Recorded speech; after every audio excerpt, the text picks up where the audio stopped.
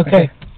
To whom it may concern, this is a letter I wrote to the sack of shits who, like, gave me that piece of shit car. Okay? Check it out. I currently purchased a 1999 Chevrolet Cavalier from your motherfucking dealership. It's not what it really says, it just says from your dealership. At first, when I drove it, the car drove fine. But by the first week, I started having problems. The first time I went to give my pickup payment of $200, I mentioned the problem of overheating, and the mechanic took a look at it. He opened the motherfucking hood, touched the motherfucking cap for the coolant, It was hot. and he screwed it on a little tighter.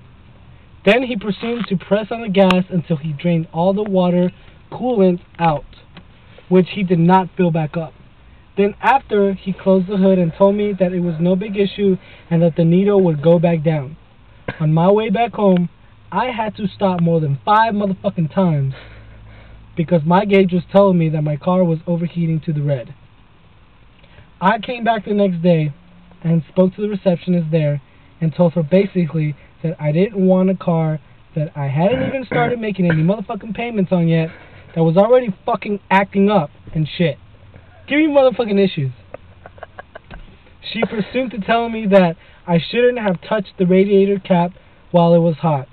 I told that bitch that I had not touched anything.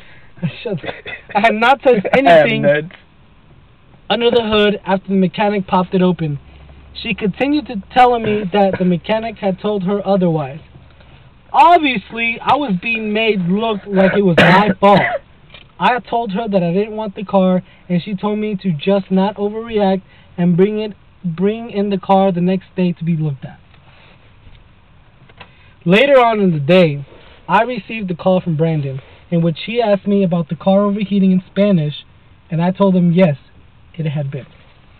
Then he told me to bring the car in the next day to be looked at and to not drive it while it was heating up, in which I agreed and told him ever since I arrived home that day, I had to stop more than 5 times to get home.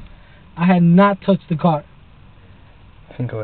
I did not get a chance to bring the car in the next day due to complications with my family. The next day I received a phone call from Mr. Brandon in which he stated, I thought there was something wrong with the car.